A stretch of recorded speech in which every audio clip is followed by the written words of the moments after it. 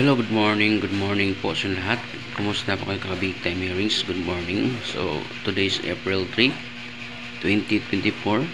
So, magbibigay ako ng 2 combination for today. Sana manalo po kayo at swertihin, okay? So, congratulations nga pala kahapon, no? Sa mga winners kahapon. So, today, magbibigay ako ng pampaswerte ngayong araw. Pwede ito sa STL, ha? Pero ang bibigay ko ay for 3D national. Alright. So, ibibigay, try nyo lang ito sa STL kung gusto nyo sa STL. Pero ang target natin ay 3D national. Yung STL naman doon na po ibibigay yan sa mga VIP group shot, okay? So, gusto sumali sa group shot, comment lang kayo below, okay? So, ngayon, ibibigay ko po ngayon ay 0, 0, 3.